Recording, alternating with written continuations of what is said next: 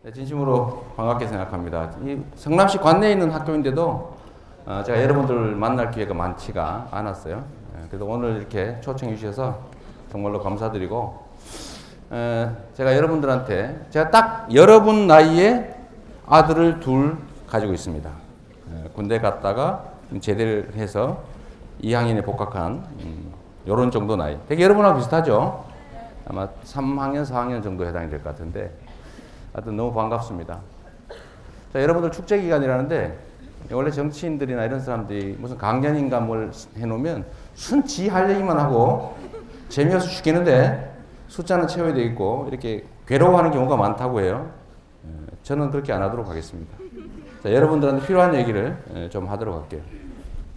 자, 여러분한테 도움이 되는 얘기 진짜로. 요즘 청년배당이라고 하는 얘기 들어보셨나요? 그런 것도 안 들어보면 어떡해. 여러분들을 위해서 있는 건데. 이 중에 트위터, SNS, 페이스북 뭐 이런 거 하는 사람 손 들어보세요. 많이 하죠. 그럼 저를 찾아서 전부 다 팔로우를 해주도록 하십시오. 제가 조금 전에도 지금 하나 올리고 왔어요. 여러분 뒤통수를 찍어가지고 여기 동서울대에 왔습니다. 이렇게 제가 올려놨어요. 친구해 주십시오. 네. 이 청년배당이라고 하는 게 있는데, 이게 사실은 이재명 시장이 혼자서 처음 만들어낸 얘기는 아닙니다. 제가 며칠 전에 체육대회, 동체육대회를 갔다가 어떤 어르신을 만났어요. 안녕하세요 어르신, 반갑습니다 이러고 다니는데 어떤 어르신이 저를 쫙 째려보더니 사지 멀쩡한 애들한테 왜 돈을 준다는 거야? 이러는 거예요. 청년배당 얘기를 들으신 거예요. 특히 종편 이런 데서 듣고 이재명 시장이 표 얻으려고 돈을 갖다 시민 세금을 막 살포를 하려고 그런다. 포퓰리즘이다. 사지 멀쩡한 청년들한테 왜 돈을 주냐? 더 가난하고 어려운 사람한테 돈을 줘야지. 이런 얘기를 많이 들으셨나 봐요. 그러니까 저를 보자마자 바로 거의 멱살을 잡을 듯한 태도로 사지 멀쩡하고 그 젊은 놈들한테 왜 돈을 주는 거야? 우리 같은 사람한테 줘야지. 이렇게 말씀을 하세요. 그래서 제가 어르신은 65세가 넘으면 한 달에 20만 원씩 돌아가실 때까지 주지 않습니까? 근데 우리는 청년들 24살 되면 1년 동안 딱 한 번 100만 원 주겠다는 건데 뭘 그러십니까? 네, 이렇게 얘기했어요. 뭐 그래도 이해 안 하세요.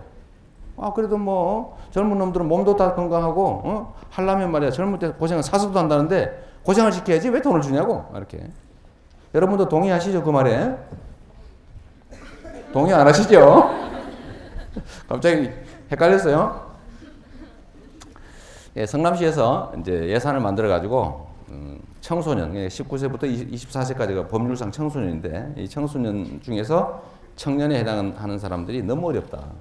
예, 너무 어려우니까 우리가 예산을 아껴 가지고 마련한 돈으로 분기별로 25만 원 정도씩 한 달에 한 8만 원, 9만 원 돼요. 예, 그 정도를 24시가 되면 1년에 4번 나눠서 주어서 그걸로 책도 사보고 친구들하고 여행도 좀 가고 커피도 마시고 굳이 내 용돈 부족해서 알바하느라고 공부도 못하는데 그런 걸 좀 대체할 수 있도록 해주자 했더니 젊은이들이 반대해요. 또 여러분도 반대하시는 분 계시죠?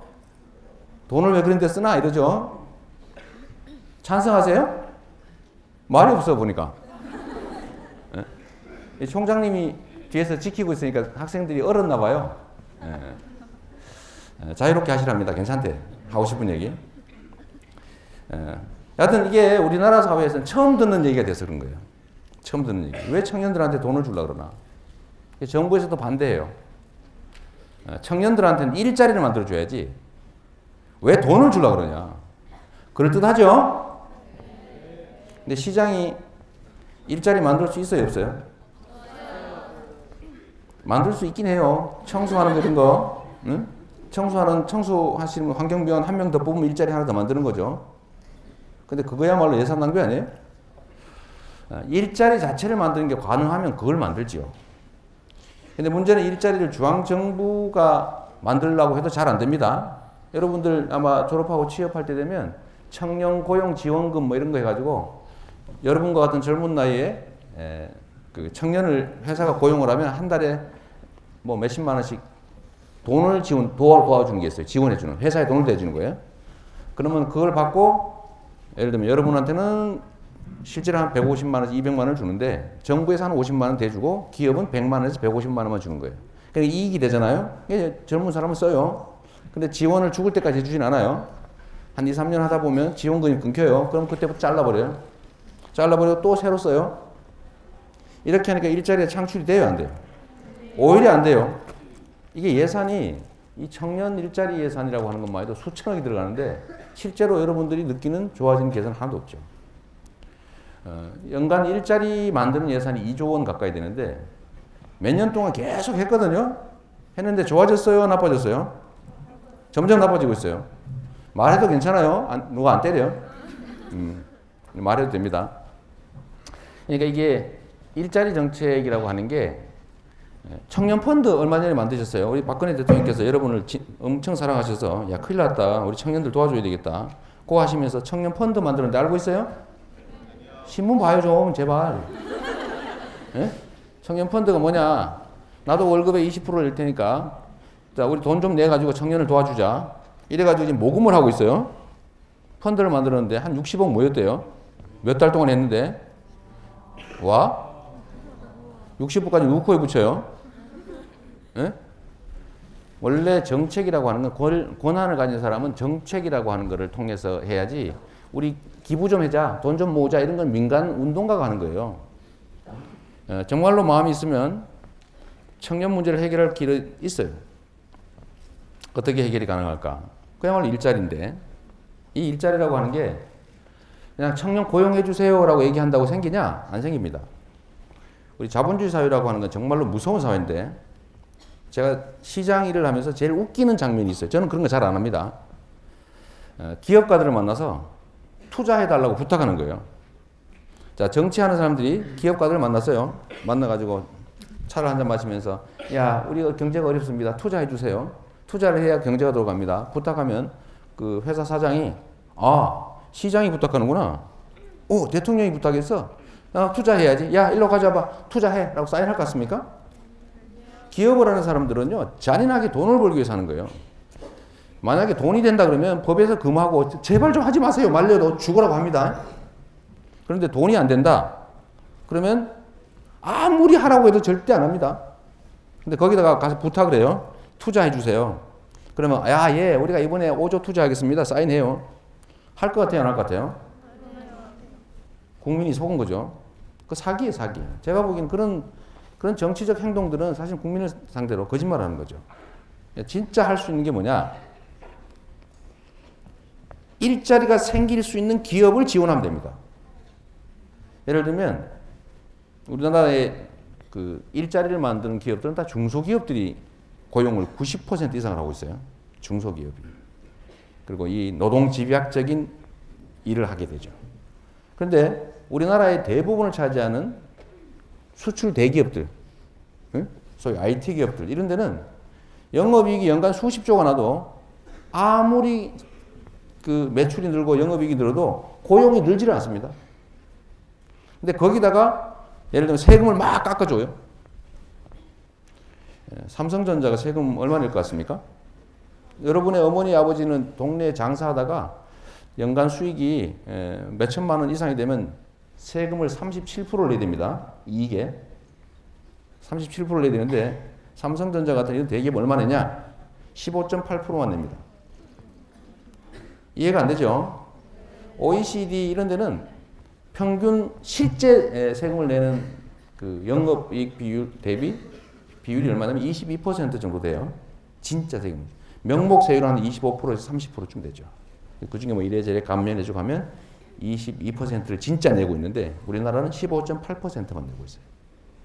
그러게 연간 한 9조 원 정도 됩니다. 9조 원. 연간 9조 원. 그러니까 중소기업들은 또 죽어나요. 중소기업들. 그러니까 중소기업을 지원해줘야 돼요. 감면을 해줘도 중소기업을 지원해주고 국내 산업 내수 중심으로 지원해주고 이래야 되는데 정부 정책이 대기업, 수출 대기업, 고용 유발을 별로 하지 않는 대기업들 하다 보니까 고용을 안 하는 거예요. 또 한 가지 이런 게 있습니다. 청년 고용이 왜 안 되냐? 여러분들이 아무 관심도 갖고 있지 않는 노동시장 유연화라고 하는 것 때문에 그래요. 왜 그러냐? 전에는 우리 교수님들이나 저 같은 사람들이 대학을 졸업할 때 졸업하면 웬만한 회사에 취업이 됐어요. 취업이 되면 정년까지 가는 거예요. 평생 고용하는 거죠. 정년이 보장되는. 근데 지금은 정년 보장되는 데가 공무원밖에 없어요. 다 무조건 가면 계약직이에요. 다 1년, 길면 2년. 정규직 되기 하늘의 별 따기죠. 정규직으로 뽑지를 않습니다. 왜 안 뽑냐? 전에는 그 경력직을 구하기가 어려웠어요. 왜냐하면 사람이 한번 들어가면 정년이 보장이 되니까 웬만하면 그 직장에 계속 있어요. 그리고 기업들도 한번 뽑아서 평생을 데리고 있어야 되기 때문에 젊은 사람을 뽑아서 가르칩니다. 그래서 경력도 쌓고 능력도 키우고 가르치기도 하고 이렇게 해서 이제 간부로 키워서 써먹고 이제 평생 60세까지 데리고 있는 거죠. 근데 지금은 고용이 안정이 안 되니까 기업 입장에서는 쉽게 해고하고 쉽게 채용할 수 있으니까요. 가르칠 필요가 없습니다. 젊은 사람을 뽑아서 가르치는 게 아니고 동네에 산전수전 다 겪으면서 혼자 죽을 고생하면서 굴르다가 그 중에 능력되는 사람을 딱 골라가지고 돈 얼마 더 줄게 하고 데려가면 됩니다. 그리고 한 2, 3년 쫙 부려먹다가 탁 자르면 다음 차 중소기업 이런 데 또 쓰고 이렇게 되는 거죠. 그러니까 젊은 사람을 뽑아가 가르칠 필요를 전혀 느끼지 않습니다. 무슨 얘기냐? 정책으로 권한을 가지고 청년층을 고용을 늘려야 되겠다고 하면 산업 구조를 바꿔야 됩니다. 산업 구조를. 그 다음에 조세 정책을 바꿔야 됩니다. 그 다음에 고용 정책을 바꿔야 돼요. 근데 이게 문제는 엄청나게 어렵다는 거죠. 여러분 세상에 예를 들면 이런 정책을 바꾸고 이런 것들 누가 해요? 몰라요? 누가 해요? 여러분이 투표 안 하고 도망간 날 뽑힌 그 정치인이 하는 거죠. 투표하러 안 갔죠? 말이 없어요. 네? 다 투표하신 분들이라서 그러겠지. 네. 하여튼 그게 바로 정치죠. 그 다음에 거기서 여러분들이 뽑으면 국회의원이든 시장이든 시장은 사실은 권한이 별로 없어요. 저한테 그런 원망하지 마세요. 내가 해줄 수 있는 거라고는 예산을 아껴서 여러분들이 일자리를 만들어주는 게 아니라 그 현대사회가 요구하는 일자리에 맞는 역량을 키울 수 있도록 조금 도와주는 거예요. 여행이라도 좀 가고 말이에요. 토론이라도 좀 하고 창의적 사고도 좀 키우고 그래서 뭔가 색다른 아이디어들을 낼 수 있는 그렇게 할 수 있도록 키워주는 게 지방자치단체가 할 수 있는 정도의 역할이니까. 하여튼 그래서 일자리 자체를 만드는 이 산업구조를 바꾸는 일은 지방자치단체 차원에서는 어렵다. 그러니까 우리가 할 수 있는 거라도 하자. 뭐? 용돈이라도 주자. 그런데 문제는 청년들이 반대해요. 이 중에 야, 저 사람 웃긴다. 저 사람 저 표 얻으려고 응? 청년들을 매수하는구나. 이렇게 생각하는 사람 많죠? 없어요? 없으면 박수 한번 쳐줘요. 진짜인가? 박수 안 치는 사람들은 그렇게 생각하는 사람이겠지. 네, 뭐 제가 하는 일에 찬성해도 원망 안 합니다. 하여튼 그래서 우리 상남시에서 청년 배당이라는 걸 했더니 동네가 시끌시끌해요. 시끌시끌한데 찬성하는 측은 우리 사회에서 각 계층별로 봤을 때 국가나 지방자치단체로부터 보호를 받거나 배려를 받는 세대가 어디일까? 따져봤더니 노인, 엄청나게 복지지책 잘합니다. 성남에서 학교 다니는 학생들 많죠. 이 중에 우리 할머니, 성남에서는 할머니들이 용돈 버는 사업도 할 수 있어요. 마음만 먹으면. 그래서 한 달에 10만 원씩 용돈을 버는 사업을 성남시가 독자적으로 하고 있습니다. 띠두르고 우리 버스 정류장에 가면 허리 이렇게 구부린 할머니들이 띠두르고 왔다 갔다 하는 거 보셨어요? 못 봤어요? 봤죠? 그분들이 바로 성남시가 용돈을 주고 있는 분들이에요. 그렇게 두드리고 그냥 버스 정류장에 앉아가지고 아이고 이러고 있으면은 1시간에 5,000원, 2시간에 10,000원, 한 달에 열흘. 그래서 10만 원씩 용돈을 저희가 듭니다. 용돈은 아니지 노동의 대가를 주는 거죠. 그러니까 할머니들이 얼마나 기분이 좋아요? 할아버지들이 엄청 기분이 좋죠. 우리 손자 손녀한테 용돈도 줄 수 있고 우리의 엄마 그러니까 자기의 며느리에게 얘 용돈 좀 안 주니? 이런 소리 안 해도 되죠. 우리 어머니, 할아버지, 할머니들 얼마나 힘듭니까? 그러니까 뭘 기다리고 있냐? 1년 내내 내 생일날, 제삿날, 명절 이것만 기다리고 있어요. 그때 아들, 며느리가 와서 용돈 주시거든. 근데 그 외에는 방법이 없잖아요. 그러니까 얼마나 눈치 보입니까? 그리고 우리 할머니가 우리 어머니한테 용돈을 2만 원만 얻었으면 좋겠는데 어머니가 안 줘요. 그러니까 그렇다 달란 말은 못하고 괜히 신경질을 내기 시작해요. 그럼 어떻게 되냐? 집안에 가정 불화가 생기는 거죠. 사람이 그런 거예요. 근데 그거를 우리가 약 30억 이상을 들여서 일자리를 만들어 드립니다. 10만 원씩 용돈을 보니까 우리 할머니, 할아버들이 얼마나 얻기 힘들어 가겠어요? 출근하세요. 출근 왜냐면 하루에 2시간 일하려고 일부러 출근하는데 출근 준비하고 화장하시는데 2시간 걸리십니다. 내가 이 세상에서 버려진 사람처럼 느껴졌는데 아무 쓸모없는 사람으로 느껴졌는데 나도 출근할 때가 있다 이거예요. 그 자부심 여러분은 모르십니다. 내가 버려진 사람이다 했는데 내가 노동을 해서 내 손으로 버는 게 있다. 그 10만 원 무료 주는 거하고 완전 달라요. 어쨌든 그런 것도 하고. 어쨌든 뭐 노인 세대에 대한 복지는 많습니다. 65세 이상은 지금 20만 원씩 기초연금도 주죠. 기초연금. 하여튼 노인 세대. 그 다음에 젊은 세대를 한번 보자고요. 애 낳고 어린 보육. 국가에서 다 공짜로 보육해주고 있어요. 어린이집 맡기는 거 무료죠. 특히 우리 성남시는요. 민간 어린이집에 맡기면 돈을 좀 7만 원 좀 더 내야 되는데 시립 어린이집 이런 데 내는 것보다 더 내야 되는데 그거 시에서 다 내주고 있어요. 애를 낳으려면 성남으로 오세요. 네? 특히 중에 젊은 여학생들. 괜히 주소 딴 데 놓지 말고 성남에 오면 보육 지원도 해줍니다. 초, 중, 고등학교 다닐 때 여러분들은 사실 논술이니 뭐 이런 공부하느라 고생 많이 했죠. 다 엄마 아빠가 돈 대서 해주거나 아니면 못했거나 학교에서 가르치는 것만 가지고 부족해서 자기 돈 들이 했는데 성남에서는 연간 200억을 넘게 들여서 체험학습, 토론 수업 이런 거 다 지원해 줍니다. 작년부터. 그 외에도 예를 들면 뭐 어디 밥도 그냥 뭐 무상급식도 해주고 여하튼 이 학생 계층에 대해서도 지원이 있고 학생 이전에 보육 단계에서도 지원이 많아요. 우리 대학생 여러분 성남시에서 대학교 다니는 학생들은 등록금 빌리면 이자 다 내주는 거 알고 있어요? 네. 이러면 고맙다고 그래야 되는 거 아니야? 나한테 말고 시민들한테. 박수 한번 쳐주세요. 아주 성남만 하고 있는 일이죠. 이렇게 이런 정책들을 다 하고 있는데 세대별로 보면 청년 세대에 대해서는 아무런 정책적 배려가 없습니다. 그러니까 겨우 성남시가 하고 있는 등록금 이자 대신 내주는 거. 그거 잘 활용하십시오. 몰라가지고 이용 못하는 사람도 있대요. 바보처럼 그러지 말고. 그거 꽤 됩니다, 돈이.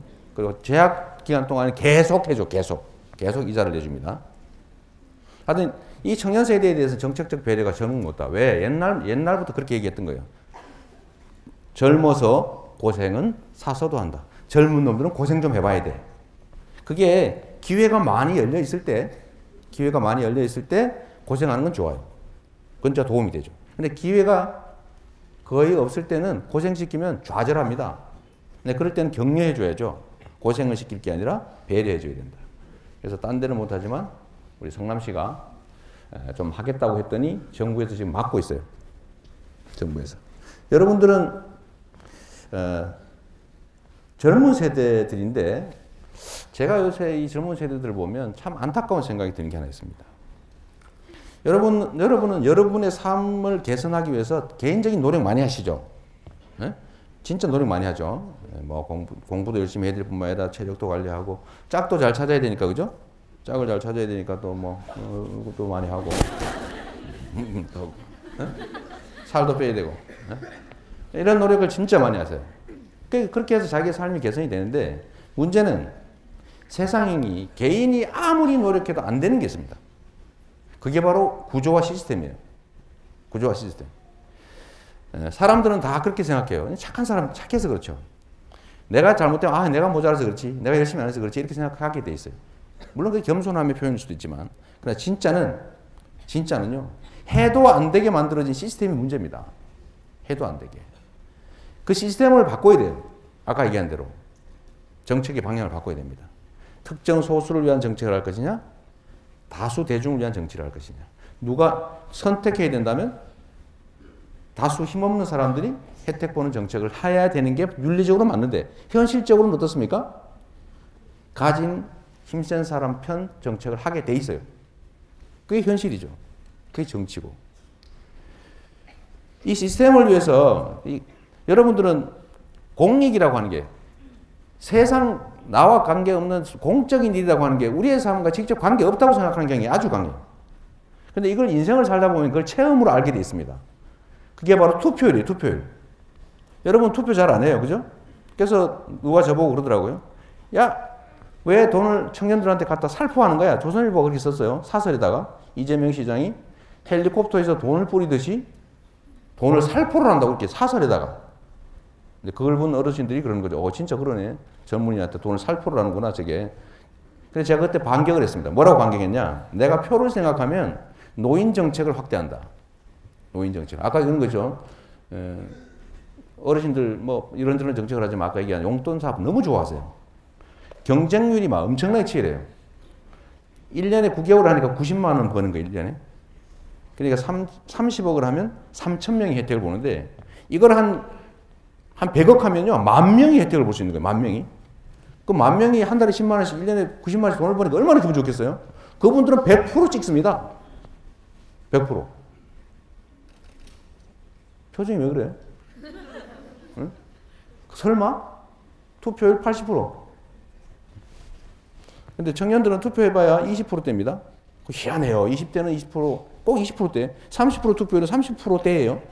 진짜 희한해. 40대는 한 40%대, 50대는 한 50%대, 60대는 70%대. 70대가 한 70%대니까 60% 넘는 거죠. 희한하지 않습니까? 그러니까 이 정치라는 사람은 얼마나 영악하냐. 저도 정치인이죠. 표 되는 데다가 돈을 씁니다. 표 되는 데를 찾아가고 표 되는 데를 들여다보게 돼 있어요. 내가 살아남아야 되니까. 다음에 안 찍어주면 아웃되는데요. 내가 아무리 좋은 생각을 가지고 뭐예요? 그러니까 표 되는 데래요. 그래서 내가 진짜 그 생각하면 노인 정책을 하지, 노인 복지 정책을 확대하지, 표 얻으려고 젊은이 안 한다. 왜? 투표도 잘 안 하는 집단한테 내가 왜 하겠냐.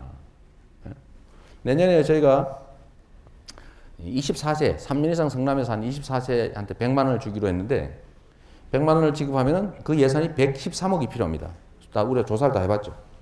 예산도 다 있어요. 근데 못 주게 될 가능성이 많으니까 이사 올 생각 하지 마십시오.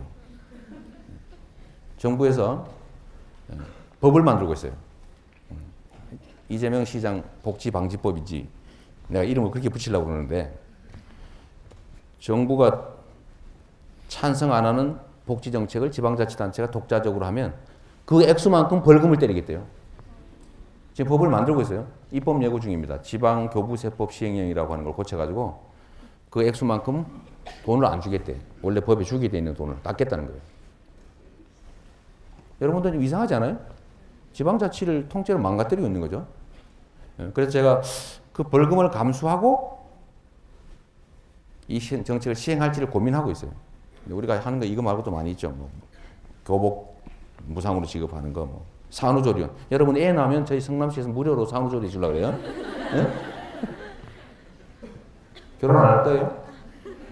결혼할 때 꼭 성남으로 오세요. 근데 이것도 지금 정부가 반대해서 지금 약간의 지장이 생기고 있습니다. 근데 제가 확 저질러서 그냥 할까 생각 중이에요. 재판을 하면 우리 이길 수 있거든요. 그건 명확하게 위법이기 때문에. 하여튼 그런 상태입니다. 그래서 여러분들, 여러분의 삶을 개선하는 것은 여러분 개인의 역량을 키우는 것도 중요한데 더하기 세상사에 관심 좀 제발 가지세요. 알겠어요? 네. 앞으로 많이 바뀌겠는데 보니까. 제가 여러분들한테 도움된 얘기를 한두 개만 하고 그만할게요. 이게 뭐 사실은 이런 얘기 정말 지겨운 얘기일 건데 우리 학생회에서 초청해 주셨는데 질문할 시간도 있나요? 질문 준비하십시오. 자, 질문할 기회를 드릴게요. 자, 무슨 얘기를 해도 괜찮아요. 아주 곤란한 질문을 해도 괜찮습니다. 지금부터 준비하세요. 야, 이 인간 곤란하게 생각하는 뭐 있나? 지금부터 스마트폰을 뒤지도록 하십시오. 이재명 씨는 엄청 이상한 거 많이 나와. 그걸로 하도록 하시고.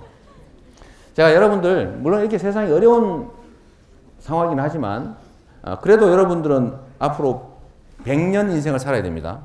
앞으로 최하 80년 살아야 됩니다. 지금도 평균 수명이 80몇 살쯤 되는데, 여러분이 아마 이 세상을 하직하게 되는 건 그때쯤 되면 아마 평균 수명이 100세를 훨씬 넘어 있을 거예요. 한 110세 이래 되지 않을까요? 그럼 앞으로 90년 더 사셔야 됩니다. 지겹죠? 지겨워? 하여튼 이 긴 인생을 준비해야 되는데 이 긴 인생에서 여러분들 제가 살아오면서 느꼈던 거 여러분 도움된 얘기를 한두 개 할게요. 첫 번째는 여러분들 성공하고 싶지요? 진짜 내가 계획한 거 다 이루고 싶지요? 실패하기 싫지요? 제가 그 방법을 알려드리도록 하겠습니다. 첫 번째는 어려운 방법, 두 번째는 쉬운 방법을 순서대로 알려드리도록 할게요. 어려운 방법이 있어요. 좀 어려워. 신의 능력을 갖추면 됩니다. 내가 원하는 걸 다 이루는 거.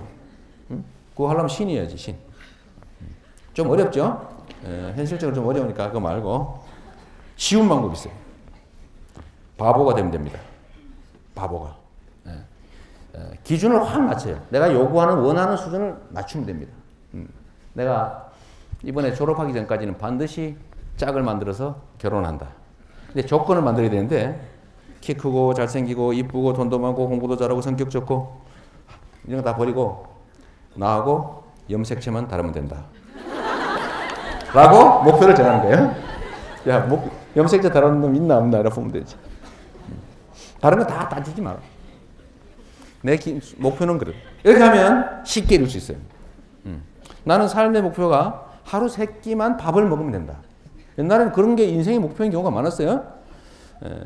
그거는 제가 지금 간단하게 이루어 드리도록 하겠습니다. 성남시에 오면요. 노숙자한테 아침에도 밥을 줍니다.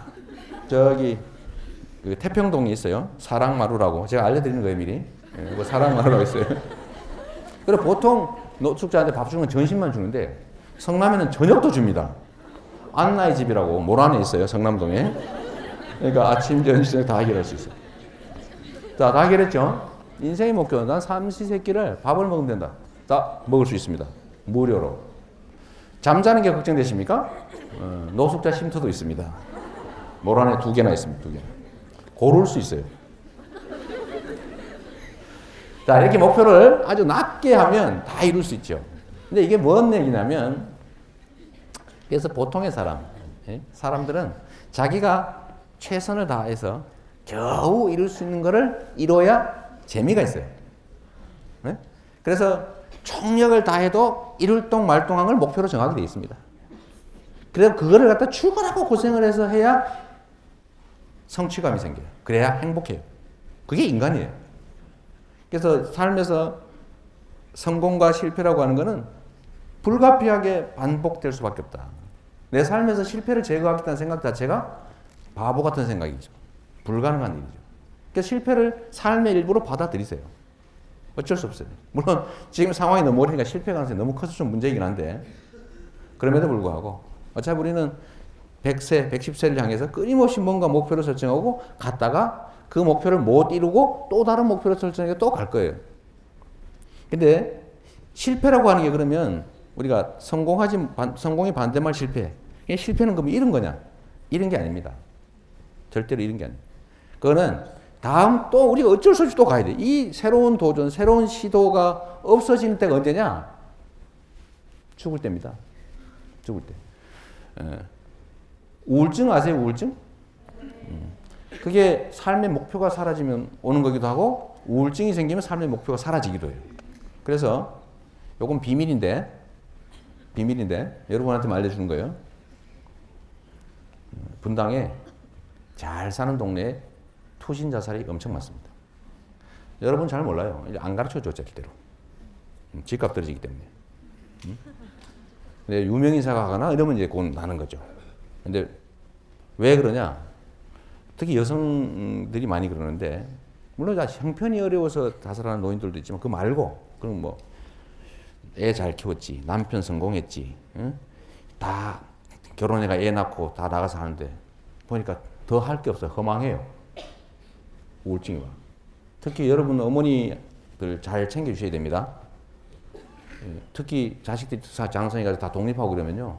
하루 종일 한숨만 푹푹 쉬다가 결국은 병이 나서 에이 뭐 사나 죽으나 삶이 죽음이 다 그게 그거지 뭐 이렇게 되는 거예요. 이렇게 죽는 경우가 많습니다. 이건 뭐냐면 도전이 없으면 새로운 삶에 대한 의욕이 없으면 그때 죽은 거예요. 그러니까 끊임없이 도전할 수밖에 없다 우리가. 대신에 이런 거 하나, 실패를 하거나 성공을 했을 때 자세가 진짜 중요해요. 그 자세는 내가 뭔가 딱 최선을 다했는데 안 됐어. 그럴 때 야, 나는 해도 안 되는구나. 에이, 치아버리지 안 해. 이러면 진짜 끝나는 거죠. 근데 그 동안에 내가 했던 것 중에서 내가 부족한 거, 또 좋았던 거 다 챙겨서 다시 새로운 시작을 할 때 그걸 재료로 쓰면 그거는 남는 거죠. 뻔한 얘기죠. 근데 그 뻔한 얘기를 여러분한테 해드리는 이유는 진짜 중요하기 때문에 그래요. 여러분들은 앞으로 끊임없이 그 일을 가게 되었습니다. 또 한 가지는요, 이 선택하는 기술. 여러분 고민 많으시죠? 고민. 이 고민 많을 때 이 고민을 해결하는 방법을 내가 하나 알려드릴게요. 사람들은 야, 저거 그 선배 중에 내가 남자친구를 하나 사귀어야 되겠는데 하나는 키가 크고 잘생겼는데 멍청해. 하나는 좀 똑똑하긴 하고 착한데 못생기고 키도 작고 좀 그래. 막 배도 볼록 나오고. 이럴 때 고민될 수 있죠. 근데 이 고민이라고 하는 거 있잖아요. 선택해야 될 때, 뭔가 결단해야 될 때 고민이라고 하는 거는 이 골라야 될 선택이 여러 가지가 무게가 비슷할 때 고민이 되는 거예요. 이게 비슷하지 않다. 사람은 워낙 합리적인 존재라서요. 딱 봐가지고 아니 키 크고 잘생기고 이쁘고 돈 많고 나한테 잘해주면 그쪽 선택하지 왜 그런 건 고민이 안 되죠. 그런데 비슷할 때 그 가치가 그 선택의 잠재적 가치가 비슷할 때 이걸 할까 저걸 할까 차라리 돌아갈까 이렇게 고민을 하게 되는 거죠. 근데 이 고민이 심할 때가 있어요. 근데 그 심한 건 어떤 거냐면 그 두 개의 가치가 너무나 비슷해서 안 골라지는 사태를 말하는 거죠. 그럴 때는 어떻게 고르면 됩니까? 연필 굴리기 하면 됩니다. 가지고 왼쪽 오른쪽 딱 놓고 연필을 딱 세운 다음에 넘어지는 쪽을 선택하도록 하십시오. 저는 뭐 다른 방법으로 좀 저질스러운 방법으로 선택을 했는데 손바닥에 침을 탁 뱉어가지고 탁 쳐보는 거예요. 그거 해봤어요? 그런 거 하지 마세요. 예, 좀 지저분해. 연필 굴리기. 응? 어떤 걸 선택해도 그럴 경우 똑같습니다. 그럴 때는 아무거나 선택하세요. 대신에 결론은 뭐냐면 그 선택을 하고 난 다음에 그 선택에 최선을 다하면 좋은 선택 되는 거고 최선을 다하지 않고 어리버리하고 적당히 하면 잘못한 선택이 되는 거예요. 최선을 다하지 않으면 스스로 이렇게 생각이 돼 있어요. 내가 최선을 다하지 않았다고 생각하기 어렵거든. 이기적이기 때문에. 내가 선택을 잘못한 거로 생각합니다. 그때 저 길로 갔더라면 차라리 좋았을 것을. 이 노래 가사가 아니고 응? 이리 갈까 저리 갈까 차라리 돌아갈까 할 때 내 절로 갔어야 되는데 라고 생각하는 거는 자기를 합리화하는 거예요. 근데 최선을 다하면 그렇지 않습니다. 최선을 다하면 아까 얘기했죠. 사람은 목표를 설정할 때 최선을 다하면 겨우 이룰 수 있는 걸 정하게 돼 있어요. 근데 최선을 다하지 않으면 되겠어요? 안 되겠어요? 당연히 안 돼요. 최선을 다해도 될까 말까 하는 걸 정하는데 최선을 다해도 안 되는 걸 최선을 다하지 않으면 당연히 안 되죠. 그러니까 선택은 아무렇게나 하세요. 그거 가지고 시간 보내지 마십시오. 뭘 선택해도 똑같다. 그리고 마지막 요 얘기만 하고 끝낼게요. 드디어 졸기 시작했어요. 진짜 어렵네. 자, 제가 좀 전에 피터 비숍이라고 하는 교수를 만나고 왔어요. 혹시 들어봤어요? 피터 비숍. 지금 빨리 쳐보세요. 스마트폰으로. 엘빈 토플러 이래로 미래학자로 뭐 상당히 두각을 나타내는 세계적인 석학이라고 그래요. 성남에 이제 강연을 저희가 초청을 했습니다. 지금 성남시청에서 이걸 사람들이 듣고 있어요. 한 600명 정도. 근데 이 양반 듣고 있는데 이 양반이 하는 일이 뭐냐 하면 미래를 우리가 어떻게 준비할까요? 여러분하고 관계가 있습니다. 자, 여러분들한테 돈 버는 방법을 가르쳐 주도록 하겠습니다. 지금부터. 눈 번쩍? 돈 버는 법. 관심 없어요? 가르쳐 줄게요. 네, 돈 버는 법. 이거 진짜 중요한 거예요. 이 돈을 버는 방법은 세상이 필요로 하는 능력을 가지고 있으면 돈을 벌게 되어 있습니다. 옛날에 농사 지을 때는요, 힘센 사람이 최고였죠. 그러니까 힘센 사람, 삽질 잘하면 된다는 거죠. 큰 칼을 휘두를 수 있는 사람이 좋아. 조그만 칼로 이렇게 하면 뭐예요? 큰 걸로 휙. 이게 바로 누구예요? 장비야, 장비. 무식하긴 하지만 힘을 잘 써. 그때는 그랬는데 그 다음에 산업사회로 전환이 되면서 이 힘쓰는 거는 기계가 대신하게 됐죠. 그럼 그때는 뭔 능력이 필요합니까? 머리가 좋아야 돼, 머리가. 이 머리가 좋아야 되는데 이 머리 좋은 사람들이 이제 분석도 하고 외우기도 하는 거죠. 우리가 졸업할 때는 시험을 이런 걸 봤어요. 대학에서 졸업하고 취업 시험을 볼 때 두 가지만 딱 봤어요. 한 개, 영어. 두 번째, 일반 상식. 일반 상식 책을 이만큼 놓고 외우는 거예요. 사전을 외우는 거예요, 사전을. 세계에서 가장 높은 산의 높이는, 세계에서 가장 긴 강의 길이는, 이 중에서 뭐 세계 3대 폭포가 아닌 것은, 나프타의 뜻은, 이런 것들을 외워가지고 시험을 봤습니다. 그걸로 채용을 했어요. 왜? 많이 외우는 게 능력이었어요. 근데 지금은 어떻게 됐어요? 이게 완전히 바뀌어버렸습니다. 많이 외우면 능력자예요? 그럼 바보짓이어서 스마트폰으로 찾아보면 되는데. 제가 무슨 얘기를 하면 지금 다 손가락으로 몰래 뒤져보고 있어요. 저 사람 말이 맞나 안 맞나? 지금은 머리에 입력을 할 필요가 없어요. 입력을. 지금은 뭘 잘해야 됩니까? 질문을 잘해야 돼요. 질문을. 질문을 하면 답은 정해져 있어요. 이걸 바로 창의적 사고라고 합니다. 창의적 사고. 남들이 생각하지 못하는 거. 그러니까 논리적으로 분석하고 답을 내고 이거는 컴퓨터가 다 하기 때문에 여러분은 그런 데 투자하면 망하게 돼 있어요. 그래서 어떤 일이 벌어졌냐? 지금 인문학가들이 다 망하고 있어요. 인문학들. 지금은 뭘 해야 되냐면 기술, 생산 능력, 유통 능력, 자본 다 갖춰져 있어요. 아이디어만 잘 만들어내면 돈이 됩니다. 이 중에 쉽게 돈 버는 법 가르친다는데 예를 하나 들어볼게요. 여러분 엄마 아빠 원래 남자가 여자 좋아하지요? 아닌가 봐. 여러분은 아니에요? 동성을 좋아하시나 봐. 뭐 그럴 수도 있지 뭐 이해합니다. 근데 남자는 여자를 좋아하고 여자는 남자를 좋아하게 보통은 돼 있어요. 좀 평균 이상이 그렇다는 거죠. 그런데 우리의 엄마들이 과연 총각을 좋아할까? 학생 어머니 총각 좋아할 것 같아요? 모욕적이지? 아무도 그 생각을 안 한 거죠. 우리 엄마가 설마. 근데 누군가가 그걸 알아냈어요. 분명히 엄마도 총각을 좋아한다. 요걸 알아내가지고 뭘 했냐? 야채 가게를 만들었습니다. 옛날에는 야채 가게가요, 전부 다 나주상에, 경북상에, 뭐 이래가지고 거기 주인이 옷에 흙 다 묻혀가지고 깨지지 해가지고 물건을 팔았어요. 누구 엄마? 이러면서 팔았어요. 근데 어떤 사람이 딱 아이디어 생각한 거예요. 이름을 총각내 야채 가게로 바꿨어요. 그리고 그 총각내 야채 가게에서는 젊은 남자가 팔아다. 여자가 팔면 안 되게 됐어요. 그러니까 젊은 남자들이 예쁘게 딱 갖춰가지고 총각내 야채 가게 이름을 붙여놓고 야채를 팔다 보니까 동네 우리의 어머니들이 자꾸 글로 끌려가기 시작한 거예요. 자꾸 슬슬슬. 나도 모르게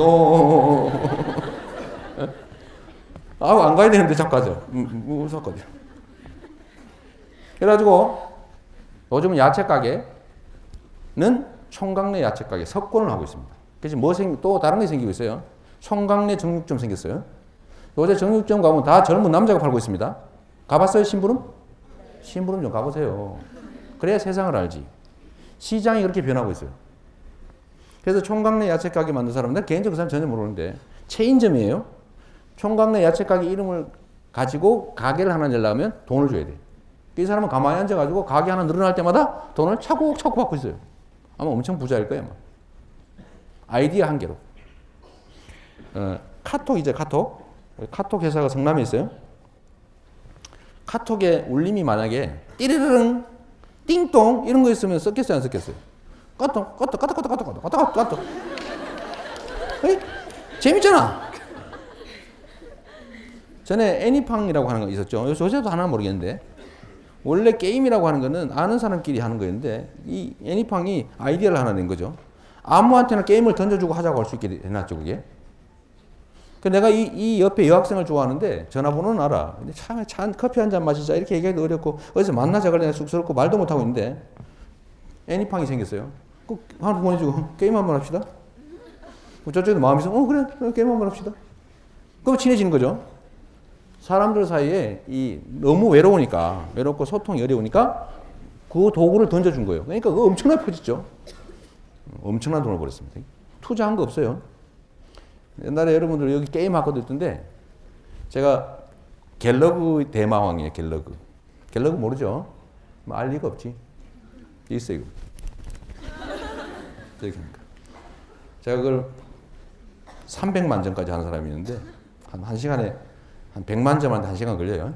한 바퀴 돌리면 100만 점이야. 세 바퀴 돌리면 3시간. 내가 50원짜리 오락실 넣고 막 하다가 주인한테 쫓겨나고 많이 그랬는데 그 갤러그라고 하는 그 프로그램이 나름 그때는 엄청나게 잘 만든 프로그램이었죠. 근데 요즘은 그거보다 아까 전에 애니팡 이런 거 정말 별거 아닙니다. 근데 그 게임 기능에다가 사람들 사이에 필요한 거를 딱 찾아내는 거예요. 아, 사람들이 외로워하는구나. 서로 주고받을 수 있게 쉽게 사람들끼리 접촉할 수 있게 해주면서 이거 엄청 퍼지겠구나. 그거 해서 성공하는 거죠. 아이디어. 요즘 세상에는 외우고 분석하고 합리적으로 예측하고 이거는 사람한테 안 맡깁니다.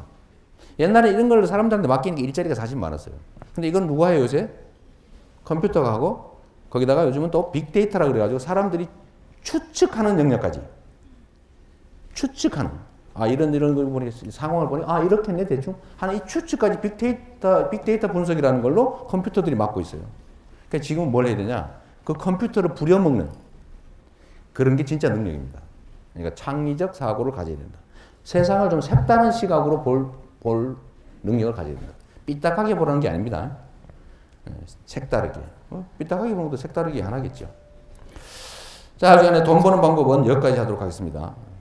여러분들이 대학 다닐 때 많이 만나고, 많이 얘기하고, 많이 경험하고, 그거 중요해요. 교수님이 시키는 거 막 외우는 거 이런 거 하지 마세요. 교수님 죄송합니다. 근데 교수님들 사실 요즘 주로 하시는 말씀이 그거예요. 생각을 키우는 교육을 하고 계시죠. 하여튼 재미있는 얘기 됐는데 여기까지 저는 마치도록 하고 여러분 질문 기회를 드리도록 할게요. 고맙습니다. 네. 자, 준비했어요? 곤란한 질문? 위에도. 네.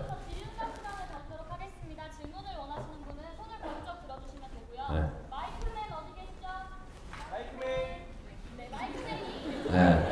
마이크맨이 마음대로 갖다 주도록 하시죠. 아무나. 네.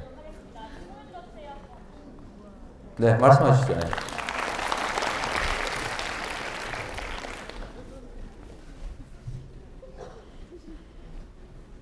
네, 일어서셔가지고 예쁜 얼굴 한번 보여주세요. 소개도 좀 하시고. 안 나와요? 그거 안 나와요? 마이크가 안 돼?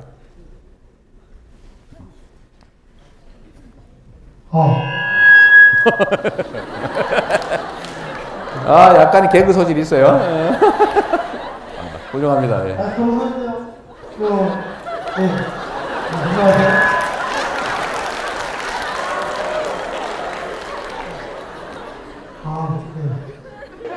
최근에 역사 교과서 국정화 논란이 일어나고 있는데 성남시 장로님은 어떻게 생각하시는지 궁금합니다. 아주 나쁜 짓이라고 생각합니다.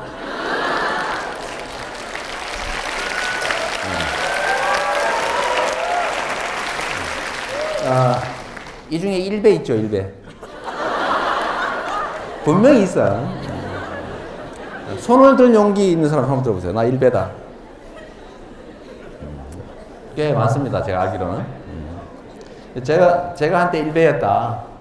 라고 얘기했다고 요새 일간 베스트에서 이재명이 일밍했다. 1배이면 커밍아웃 했다를 줄여서 일밍이라고 그러는데요. 그래가지고 막 좋다 우리 편 생겼다 그러기도 하고 저놈이 또 사기치는구나 그러면서 막 싸우고 있더라고요. 저도 1배에 들어가 봅니다 가끔씩. 그 1배에서 하는 중요한 얘기 중에 하나 이런 게 있어요. 제가 1배였다라고 하는 이유도 있는데 광주 민주화 운동이라고 한 법적으로 민주화 운동이었다라고 규정되어 있죠. 보상법도 있고 뭐 예우법도 있고 있는데 이게 북한군하고 손을 잡고 나라를 뒤엎으려고 폭동을 일으켰다라고 주장하는 사람들이 이제 일간 베스트 저장소에 많습니다. 1배라고 그러죠 보통. 근데 이 사람들은 이제 광주에서 진짜 우리나라 민주주의를 위해서 희생했던 사람, 그 억울하게 군사 쿠데타를 하면서 그 희생자로 총 쏘고 칼로 찌르고 개머리판으로 때리고 이래서 죽였던 사람들을 반역 폭도들로 지금도 여전히 그렇게 주장하고 있죠. 얼마나 억울하겠어요 당사자 입장에서는. 근데 제가 81년까지 성남에서 공장 생활을 했는데 어릴 때 돈이 없어서 학교를 못 갔죠. 중고등학교를. 그냥 공장을 다녔는데 그때 광주 민주화운동, 그때도 말로는 광주 사태라고 하는 일이 벌어진 겁니다. 그래서 그때는 저는 그렇게 알았죠. 방송이나 언론, 온 동네에서 다 그렇게 가르쳤으니까. 광주 사태는 폭도였다, 폭동이었다 라고 가르쳤으니 저도 그렇게 생각했고, 그래서 이 정말 나쁜 사람들이다 이거. 응? 전라도 말이야. 응? 그래가지고 저도 욕을 하기도 했죠. 그리고 대학을 갔는데 아닌 거예요. 전혀 아닌 거죠. 소수의 군인들이 좀 잘 먹고 잘 살아보겠다는 아주 그런 저열한 욕망 때문에 그 희생자들로 억울한 사람들을 쏴 죽였던 사건이었죠. 그리고 난 다음에 그 죽은 사람들의 가족들을 폭도라고 매도하면서 두 번째 죽이고 있었는데 그거를 제가 같이 했던 거예요. 그래서 제가 대학을 가서 깊이 반성했죠. 첫 번째는 너무 창피했어요. 너무 창피했어요. 뭘 모르고 그 억울한 사람들한테 욕을 했던 사실이. 두 번째는 너무 미안했어요. 그 사람들한테. 세 번째는 하나 깨달은 게 이겁니다. 사람이라고 하는 거는 주입되는 정보에 의해서 판단할 수밖에 없구나. 그래서 밥을 골고루 먹어야 건강해지듯이 입장이라는 것도 한쪽만 얘기를 쭉 입력하면 결국 거기에 따라서 갈 수밖에 없구나. 내가 가장 경멸에 맞지 않던 그 사람들의 편을 들여서 내가 그들의 군사로, 병사로 행동했던 거죠. 정신적 노예. 이렇게 되고. 그래서 내가 저도 한때 일베였습니다. 라고 했더니 일베들이 엄청 저를 반기고 있어요. 근데 이 역사 교과서 국정화 문제가 사실은 비슷합니다. 요즘은 다양성의 시대. 아까 얘기한 대로 천편일률적인 것은 의미가 없어요. 예를 들어 예측 가능한 일들, 반복되는 일들 이런 것들은 이제 기계들이 대신하기 때문에 사람들한테는 정말 독창적이고 다양하고 창의적이고 개성 있는 그런 사고와 행동이 꼭 필요합니다. 그래야 세상이 발전을 하는데 특히 역사에 대한 역사적 사실들에 대해서는 입장에 따라 너무 다를 수 있어요. 예를 들면 딱 이런 거죠. 일본이 대한민국에 쌀을 수입했느냐 뺏어갔느냐 이런 논쟁. 그래서 일부 요새 누가 그랬죠. 일제는 조선의 쌀을 수탈한 것이 아니라 수출했던 거다. 좀 싸게. 비슷하죠. 아니 실제로 공짜로 뺏어간 건 아니니까. 아주 싼 가격에 가져서 우리 조선 사람들이 쌀값이 폭등을 해가지고 실제로 되게 어려워졌죠. 그러니까 그거를 뺏어가 수탈이라고 교과서에 쓸 거냐 수출이라고 쓸 거냐 이거는 다양한 해석이 가능합니다. 수출이라고 생각하면 그렇게 생각할 수 있는 거죠. 수탈이라고 생각하면 그렇게 생각할 수 있는 거죠. 일본이 예를 들면 대한민국에 조선에다 철도 놨다, 도로 깎았다, 신장로. 이게 한국을 도와주기 위해서 근대화에 기여했느냐라고 볼 수도 있는 거고, 또는 한국을 좀 더 효과적으로 지배하고 좀 더 많이 뺏어가기 위해서 만든 수단이다 이렇게 볼 수도 있는 거죠. 이건 입장은 다양할 수 있어요. 어느 한쪽을 강요하면 안 되는 거죠. 대한민국의 근대화라고 하는 게 예를 들면 그 독재냐 아니면 먹고 살기 위해서 산업 드라이브 정책을 하다 보니까 할 수 없이 벌어진 그냥 부수적인 잘못이냐 이것도 입장이 다양할 수 있는 거죠. 그래서 역사에 대한 해석 입장은 다양할 수 있고 그거는 각자가 선택할 수 있어야 돼요. 국민들이 나는 이쪽 한번 볼래, 난 저쪽 거 볼래. 그래서 둘이서 막 싸워. 결론 안 나면 각자 그렇게 생각하고 살면 되지 뭐. 그런데 단 한 가지의 역사적 입장을 정리를 해가지고 전 국민에게 똑같이 입력을 해주겠다. 이제 고등학교 되면 싹 그걸 외워야 되는 거예요. 외워서 시험 봐야 돼. 누군가 뭐라고 정할지 모르지만 국가가 정한 일방적인 의견을 국민에게 싸그리 그대로 입력한다. 이게 뭡니까? 전체주의지. 다양성을 말살하죠. 그러니까 이건 해서는 안 되는 거예요. 그냥 북한만 하고 있는 거예요. 북한만. 북한, 베트남. 참 베트남 이번에 안 한대. 취소한대 이제. 이거 아니다 이래가지고. 방글라데시. 이런 데만 하고 있어요. 근데 이걸 국정화하겠다. 저는 그게 내용이 뭐하고는 다르게 단 한 개의 입장을 국민 전원에게 입력을 하겠다는 발상 자체가 황당무계하다고 생각합니다. 그래서 저는 나쁜 거라고 생각해요. 네. 답이 됐나요? 네, 또. 네.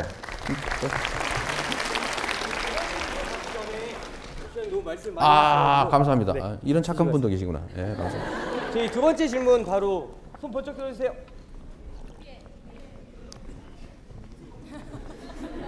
제가 받을게요. 네.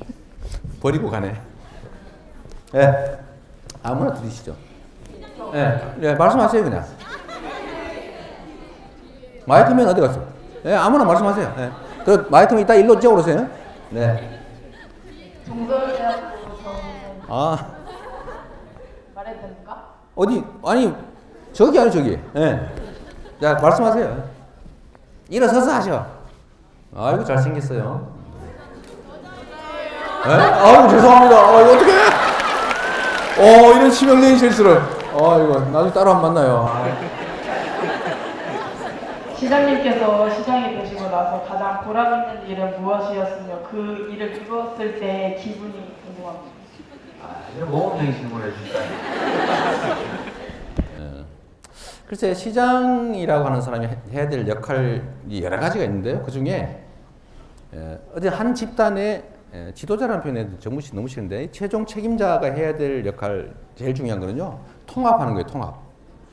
그 내부에서 안 싸우게 하는 겁니다. 원래 사람들은 다투게 돼 있어요. 왜냐하면 이 세상에 자원이나 기회 이런 거는 유한한데 그걸 가지려는 사람 많잖아요. 근데 그런 사람들이 모여 있으니까 기본적으로 다투게 돼 있습니다. 좀 유식한 말로 갈등이죠. 갈등이 존재하는데 특히 우리 성남은 혹시 여러분 아실지 모르겠는데 성남에 오래 사는 사람은 알겠죠. 본시가지, 분당 이 차이가 너무 큽니다. 이 본시가지라고 불리는 수정구, 중원구 여긴 진짜 상황이 좀 안 좋죠. 왜 그러냐? 옛날에 청계천 철거해가지고 그 청계천이 복귀하고 이러면서 거기 텐트 치고 살던 빈민들을 보낼 데가 없어요. 그걸 보내려고 성남 이 산을 싹 깎아가지고 껍데기만 살짝 벗긴 다음에 그물 꺼서 전부 다 일로 강제로 보낸 곳입니다. 옛날에는 텐트 하나 쳐놓고 10가구가 살고 그랬어요. 초기에. 69년 뭐 이때쯤 시작했는데 그렇게 시작했으니까 너무 살기 어렵죠. 근데 분당은 어때요? 비싼 집, 소위 중상류층 집 마련해주기 위해서 만든 곳이에요. 신도시. 판교, 더하죠. 그러니까 이 성남이라고 하는 데가 대한민국의 근대화의 역사가 그대로 축약되어 있는 곳입니다. 대한민국의 축소판 같은 데죠. 지역 갈등도 심해요. 잘 못 사는 본시가지, 그런 대로 잘 사는 분당, 판교. 또 지역적으로 분당 쪽은 경상도 쪽이 좀 많고 이쪽은 호남 쪽이 또 많고 뭐 이런 게 있어요. 그러니까 이게 갈등이 있습니다. 그래서 분당에서 한때 야 우리가 세금 많이 내고 우리 잘 사는데 왜 성남이냐? 난 성남 아니야. 독립시 하자 이렇게 싸우고 데모도 뭐 맨맘이 하고 그랬어요. 아직도 분당에 독립군이 좀 계십니다. 독립투사라고 하죠. 근데 이 그 갈등 우리 사회도 마찬가지죠. 북한 남한 갈려가지고 그냥 맨날 그냥 총질하고 싸우고 영남 호남 이래가지고는 지역 주민들끼리 서로 편갈려 싸우고 잘 사는 사람 못 사는 사람 싸우고 이런 이 사회 내 갈등이 성남에 그대로 있습니다. 그래서 이 갈등을 해소하는 게 제일 큰 일인데 제 생각에는 뭐 성남 FC 우리 여기 응원 오는 분도 계시죠? 성남 FC 한 분 계시구나. 하여튼 뭐 그런 거라든지 또는 이제 지역 간 차별을 줄이기 위한 노력들 그다음에 기본적으로 같이 살아야 된다라고 하는 공감 때문에 많이 그게 좋아졌어요. 지금은 전에는 성남 산다 안 그래도 다 분당이라고 그랬는데 이제는 성남이라고 하는 도시가 되게 위상이 올라갔습니다. 올라가서 성남이 전국 최고로 잘 사는 도시 맞습니다 이제. 여러분도 성남으로 이사를 오라고요. 집값이 좀 비싸긴 한데 앞으로 더 오를 테니까 더 오르기 전에 빨리 오세요. 내가 이렇게 얘기해도 될 정도로 성남의 위상이 올라가서 사람들이 성남시라고 하는 데에 대해서 자긍심을 갖기 시작한 것 같습니다. 거기에 성남시가 좀 유명해지는데 이재명 시장도 조금 했어요. 그만큼. 자꾸 시비 걸어가 싸우고. 그래서 그런 점에서 좀 지역 내 갈등이 많이 줄어들고 뭐 그런 점들에 대해서 되게 보람을 느끼죠. 전 정치 지도자가 해야 될 제일 큰 역할이 그거라고 생각해요. 그래서 권한을 가졌을 때, 공식적 권한을 가졌을 때 주민들 또는 구성원들을 반으로 나누고 싸움시키는 거 이게 제일 나쁜 짓입니다. 내가 누구라고 말은 안 하겠는데 너무 정치적이라고 할까 봐. 하여튼 다투지 않게 하는 게 책임자, 지도자의 역할입니다. 네, 또 이번에 이쪽에 할까요? 이쪽에? 너무 많아요. 우리 저 두 학생한테 기회를 한번 주면 어떨까요? 여학생죠, 여학생. 둘이서 합의해가지고 한 분만 하세요. 그 뒤에.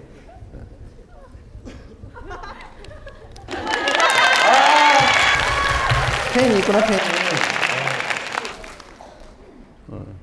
5월의 동서울 이런 분이신가요? 5월의 동서울자 미인대회. 저는 아동보육과 재학 중인 성남에 사는 학생인데요. 잘 부탁합니다. 되게 궁금했던 게 많았는데 저희 그 보육에 대해 관심이 많으시다고 들었어요. 근데 민간 어린이집 같은 경우에는 기본금 110만 원 정도라고 저는 알고 있어요. 근데 성남시에서 지원해 주신 금이 50만 원이나 들었거든요. 50만 원은 아니고. 근데 되게 지원을 많이 해주신다고 들었는데 어쩌다 그렇게 보육에 많은 관심을 가지게 되셨는지 궁금했어요. 가능하면 성남에 우리 시립 어린이집에 취업하시도록 하시고요. 나중에 혹시라도 연락 한번 주세요. 네, 우리 동서울대에서 이 복지, 시립복지학과 이런 데서 많이 지역사회 관심을 많이 가지는데 그 어린이집을 포함한 이 보육 문제는 사실은 되게 심각한 문제입니다. 우리나라가 이 사회가 영속하려면 애를 낳아야 될 거 아니에요. 근데 요새 애를 낳으면 어떻게 됩니까? 애 낳는데 돈 엄청 들어요. 애 키우는데 엄청 돈 들어요. 애 교육시키는데 돈 들어요. 그래가지고 겨우 어떻게 해가지고 대학 졸업했는데 취직이 안 돼요. 그래서 애를 안 낳기로 와요. 여러분도 애 안 낳기로 지금 마음먹은 사람 꽤 많죠. 우리 사회가 출산율이 1.16인가 17인가 이 정도 된다는데 이건 둘이서 결혼해가지고 애를 1.16명밖에 안 낳는다 그 말이에요. 그래서 이 현재 상태로 가면 2300년이 되면 인구가 절반으로 줄고 2750년이 되면 멸종합니다. 한 명도 없게 돼요. 소위 배달민족 한 명도 없게 됩니다. 어떻게 되겠어요? 큰일 나는 거죠. 그래서 원래는 이 인구가 안 늘어나면 경제 성장률이 확 떨어지게 돼 있어요. 그러니까 점점 경제가 나빠집니다. 그래서 여기 원래 인구 성장률, 그러니까 이 출산율을 올리기 위해서 프랑스 같은 데는 애를 낳으면 한 명당 무조건 50만 원씩 매달 애 클 때까지 준대요. 얼마인지는 요것도 바뀌었겠지. 그래서 그건 애를 5명 낳으면 배 두드리고 살 수 있는 정도는 아니지만 사는데 지장이 없답니다. 교육비, 이런 모육비 이런 게 지원을 너무 잘해주는 거죠. 근데 우리나라는 그걸 너무 안 해요. 너무 안 해서 애 낳으면 지 혼자 다 알아서 키워야 돼요. 그리고 취직 못하면 그만이에요. 그러니까 우리의 부모들이 우리 지금 현재 우리 자녀 세대를 보면서 얼마나 고민이 많습니까? 저도 진짜 고민돼 죽겠습니다. 여러분하고 똑같은 아들이 둘이 있는데 좀 딸이면 좀 나았을 텐데 하필이면 재수없게 아들만 둘러버린 거예요. 네? 이런 경우가 제일 나쁜 거거든요, 이게 사실. 근데 어쨌든 이 아이들을 보면서 이게 도대체 어떻게 사나 걱정이 드는 판인데 모두가 그러고 있거든요. 그러니까 이걸 해결해 줘야 된다. 그래서 부담을 줄여서 출산율을 높여서 우리 사회가 조금 더 영속할 수 있도록 해야 된다. 그래서 그 중에 하나가 교육 지원하는 거, 보육 지원하는 거, 출산 지원하는 거. 그리고 이번에 저희가 하려고 하는 게 이제 청년 배당을 포함한 청년 지원이에요. 이게 그냥 즉흥적으로 하는 일이 아니라 나름 체계적으로 하고 있는 겁니다. 그러니까 보육 지원은 나름대로 잘 됐어요. 그래서 다른 데 어린이집 가지 마시고 성남으로 꼭 취직해야 돼요. 왜냐? 성남시에서 15만 원 더 줘, 시에서. 그리고 다른 이런저런 지원 때문에 아까 얘기한 한 50만 원 차이가 난다는 이유가 시에서 지원하는 게 한 15만 원 정도 있고요. 또 민간 어린이집은 1인당 모나들이 부모가 내는 돈을 시가 다 내주고 있어요. 차액 보육료 다 내, 진짜 무상으로 다 해. 그러니까 그런 것도 어린이집이죠. 또 어린이집에 저희 시설 개선비 지원해줘요. 이걸 엄청나게 많이 지원을 해주니까 어린이집에서 고용하는 선생님한테 잘해줄 수 있는 거예요. 나 왜 이걸 해주냐면 자꾸 애를 꼬집더라고. 애를 키우면서 성질나니까. 애를 꼬집지 마라. 그래서 꼬집지 말라니까 이러더라니까요. 힘들어 죽겠는데 신경질할 때 가끔씩 그럴 수밖에 없다. 이렇게. 물론 그게 말한 건 아니지만. 근무 환경이 너무 열악하고 힘드니까 애들한테 정성을 못 쏟는 거죠. 그래서 그 환경을 개선해 줘야 된다. 그러니까 선생도 좋고 부모도 좋고. 그래서 저희가 지원을 많이 하고 있는 거예요. 가능하면 성남으로 오시는데 문제는 이게 또 여러분들한테 관계가 있어요. 이 학생의 관계가 있는데 지금 성남시에 독자적으로 이렇게 지원하고 있는 복지시책을 중앙정부에서 얼마 전에 다 폐지하라고 명령이 나왔어요. 그래서 내가 안 한다 그랬어요. 아이고, 야, 우리가 예산 아껴서 하는데 무슨 소리 하는 거야. 그랬더니 아까 얘기했죠. 법을 만들고 있어요. 이거 폐지 안 하면 그 액수만큼 벌금을 때리는 법을 지금 만들고 있어요. 그러니까 여러분들이 그거를 좀 막아주십시오. 막아주는 방법이 뭐냐? 댓글 좀 달아주세요. 이게 실천이죠. 사람들은 우리 사회를 위해서 내가 뭘 기여할 수 있냐. 아까 내가 공공기여 얘기를 하니까 그럼 내가 뭐 하고 출마해야 되냐? 뭐 선거운동단이 되냐? 그거 필요 없습니다. 기사 보고 내가 공감하면 댓글 한번 눌러주고 공감 한번 눌러주고요. 페이스북 이런 데 좋은 글 있으면 좋아요 한번 눌러주고 댓글 한번 달아주고 댓글 중에 마음에 드는 거 있으면 누르면 그게 다음에 메인으로 올라갑니다. 네이버에. 그러면 다른 사람이 봐요. 아, 맞네. 그럼 그게 여론이에요. 우리 여론을 만든다고 하는 게 별거예요. 내가 하고 싶은 얘기를 하는 거지. 손가락으로 한 번씩. 스마트폰에 기사 좀 내 마음에 드는 게 있으면 꼭 좋아요 한번 눌러주세요. 그래야 기자들이 기사를 쓰지. 그리고 그게 세상에 국민의 의견이 되는 거예요. 이 작은 것들 해줘야죠. 그거 좀 해주세요. 네, 저희가 잘 지켜낼 테니까. 또 이번에 이쪽 줄 한번 합시다. 이쪽 줄. 억울하니까.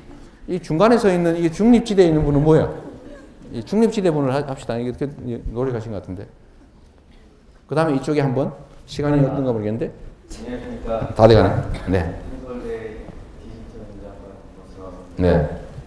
저는 정장에 살고 있고요. 아이고 잘 부탁합니다. 주민등록도 돼 있겠지요?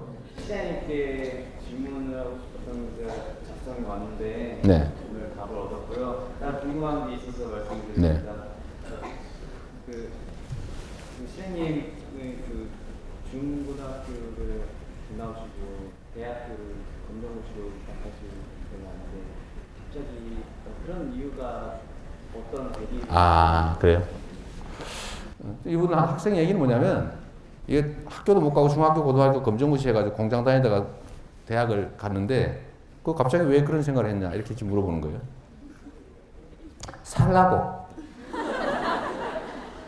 살라고 됐어요? 우리가 내가 어려운 환경이잖아요. 여러분 제가 보니까 사지 멀쩡해 보이죠?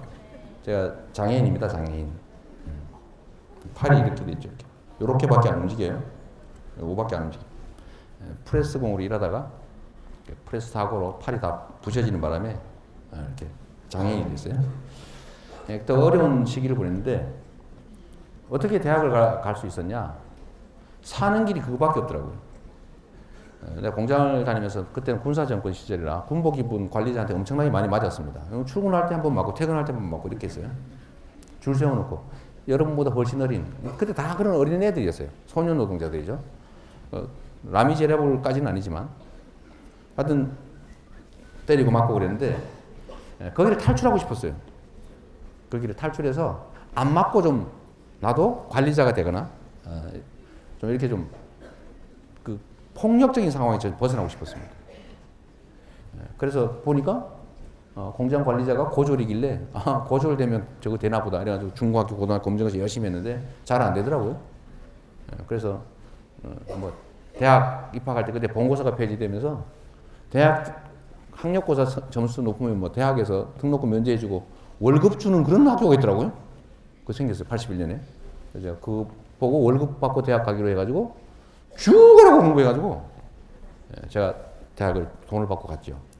여러분들 공부하는 방법 얘기했어요. 그거 하나 알려드릴까요? 공부하는 법. 왕도. 공부의 왕도. 제가 공장 노동자 하다가 시험 봐서 돈 받고 대학 갔으니 공부를 잘했겠죠. 그러니까 공부의 왕도를 알려드리도록 하겠습니다. 죽도록 하면 됩니다. 죽도록.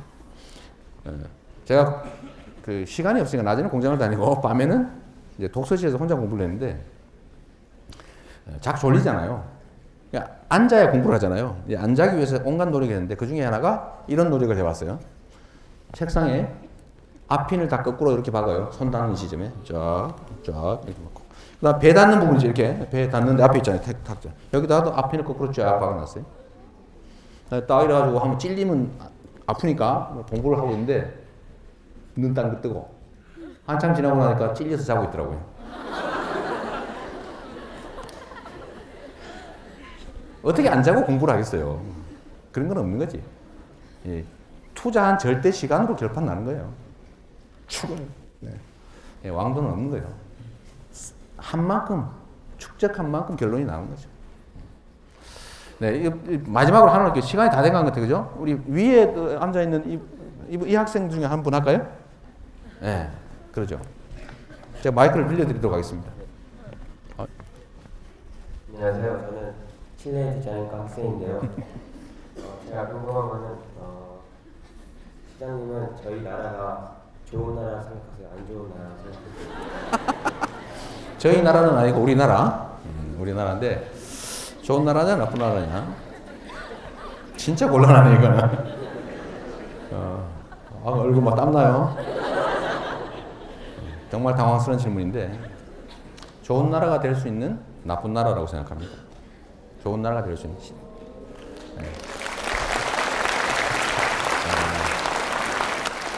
현재는 저는 이제 우리나라가 정말 열심히잖아요. 이 전 세계 이렇게 부지런한 사람들이 없어요. 예. 부지런하지요, 똑똑하지요, 손재주 좋지요. 예? 그러니까 정말로 훌륭한 자질을 가진 민족이고 국민인데 지금 현재 상황은 그렇게 좋지는 않아요. 저는 제일 나쁘게 생각되는 게 뭐냐면 공정하지 않다는 겁니다. 공평하지 않다. 우리 사회가 경제도 성장하고 계속 경제 성장하잖아요. 경제 성장이 뭐예요? 이 사회 모든 소득, 이익이 그만큼 늘어났다는 얘기 아닙니까? 그런데 왜 사람들의 삶은 다수 사람들의 삶은 나빠지냐? 이유는 아주 간단하죠. 특정 소수가 너무 많이 가지기 때문이에요. 재산과 자산과 기회, 소득 이거를 특정 소수가 너무 많이 갖고 있다. 소위 이제 우리 쉽게 말하는 양극화 너무 많이 가지고 있으니까 다수 사람들은요 기회를 잃어버리니까 희망을 잃어버리는 거예요. 열심히 해도 안 될 것 같아. 그래서 이걸 바꿔야 된다. 이 불공정한 사회. 그래서 지금 현재는 매우 불공정한 게 문제예요. 그리고 그게 정말 애도 안 낳게 만들어 버렸고 사람들한테 희망도 뺏어가 버렸고 그래서 야, 이 대한민국이 앞으로 어떻게 될까 이렇게 고민할 수밖에 없는 상황이 돼 있어서 현재 상태는 그렇게 뭐 좋은 나라, 나쁜 나라 굳이 둘 중에 고르라면 나쁜 나라의 비중이 좀 더 큰 상태입니다. 근데 저는 좋은 나라 될 수 있다고 생각해요. 그것도 아주 좋은 나라. 공평하기만 하면 공직자들이 나쁜 짓만 안 하면 엄청나게 좋은 나라가 될 수 있다고 생각해요. 제가 이 얘기만 할게요. 누가 그 얘기를 해요. 성남시가 옛날에 빚이 뭐 엄청 많아가 모라토리움을 했다는데 요새는 뭔 돈이 그렇게 많아가지고 무슨 남들은 생각지도 못한 그런 이상한 복지를 자꾸 하고 있냐. 제가 그렇게 얘기했어요. 내가 언제 너네들한테 돈 달라고 했냐. 우리가 있는 돈 아끼고 나쁜 짓 안 하고 해서 맡긴 돈으로 주민들한테 돌려주겠다는데 이게 복지인데 그리고 이게 세금인데 공짜가 아니고 그들이 낸 세금인데 잘 아껴서 돌려주는 게 뭔 나쁜 짓이냐. 그래서 사람들이 의문을 갖는 거예요. 돈이 도대체 어디서 났을까? 어디서 나기는 나쁜 짓 안 하니까 생긴 거지. 제가 이렇게 얘기하는 거죠. 성남시가 1년에 쓰는 예산이 1조 6천억쯤 됩니다. 1조 6천억쯤 되는데 제가 3년 동안에는 1년에 빚을 1,200~300억씩 갚았어요. 그 돈 중에 떼어가지고. 그래도 성남시 살림에 아무 지장 없었어요. 근데 그 빚 다 갚고 나니까 그다음부터는 그 돈으로 예를 들면 청년 배당도 하고 아까 보육료 지원도 하고 뭐 어르신 지원도 하고 학생들 교육 지원도 하고 하는 거예요. 그래서 누가 그걸 자꾸 물어요. 그거 어디서 생긴 돈이냐. 그래서 제가 나쁜 짓만 안 하면 이 정도 돈은 충분히 생긴다. 정부도 4대강 22조 원 갖다 버렸고 1년에 1조 원씩 비용 들어가고 있습니다. 근데 도움이 안 되고 있잖아요. 자원 외교한다고 100억짜리 1조 원 주고 사고 해가지고 한 40조 날렸대요. 응? 여러분 동그라미 몇 개 같습니까? 1조. 모르겠지? 씌워보세요 빨리. 그 정도로 엄청난 돈이에요. 그 엄청난 돈 거기다 버렸죠. 방위비리 1년에 국방비가 38조 원 정도 들어가는데 그중에 10조 원을 매년 무기를 삽니다. 근데 이 무기를 사고 만들고 하는데 물에 안 뜨는 잠수함 만들었어요. 자, 물에 안 가라앉는 잠수함. 총알에 뚫리는 방탄복. 이 중에 군대 가지고 누가 총알에 뚫리는 방탄복 만들죠. 물속의 구조가 불가능한 물속에 안 들여다 보이는 통영함. 1,590억 주고 만들었는데 물속을 못 들여다보고 저것만 달아놨대잖아. 어군 탐지기. 그러니까 낚시밖에 못해. 1,590억을 주고 만들었는데 공격 헬기를 만들었는데 이 공격 헬기가 채공 시간이 짧아가지고 공격하러 가다가 야 시간 됐다 집에 가자 빨리 기름 넣어 이래야 돼. 이런 거 만들려고 돈을 막 수조씩 갖다 버려본 거예요. 지금 네바다 사막에 미국에서 40년 전에 개발한 대잠 초계기라고 있어요. 잠수함 잡는 비행기. 40년 전에 개발해가 지금 쓸모가 없어가지고 네바다 사막에 페인트 칠해가지고 녹슬지 말라고 보관하고 있는 비행기가 있어요. 그거를 12대 대당 600억씩 주고 사오기로 결정했습니다. 그래서 누가 그랬어요? 40년 전 비행기인데 그럼 40년 그 이후에 개발된 그 초계기를 피하려고 만든 잠수함은 어떻게 하려고 그러냐? 이렇게 물어보니까 북한은 40년 이후에 만든 잠수함이 없단다. 이렇게 변명했어요. 황당하죠? 보통 이러면 헐 이러는데 별로 반응이 없네. 하여튼 이런 식으로 낭비한 예산이 엄청나다. 아까 대기업들 막 예산 깎아주고 세금 깎아주고 이런 것만 없애면 정말로 나라가 잘 살 수 있죠. 여러분들 대학 등록금 반값 하는데 얼마 드는지 아세요? 4조 원이면 됩니다. 4조 원인데 이 4조 원이 얼마냐? 1년에 기업들한테 감세해 주는 돈의 반도 안 돼요. 예? 그러니까 돈은 얼마든지 있다는 거죠. 그래서 그렇게 되면 진짜 좋은 나라 될 수 있어요. 자, 답이 너무 길었죠? 제가 그 빙자해가지고 내가 하고 싶은 얘기 좀 했습니다. 감사합니다. 네, 고생했습니다. 네, 다음은 선생님과 함께하는 기념사진 촬영과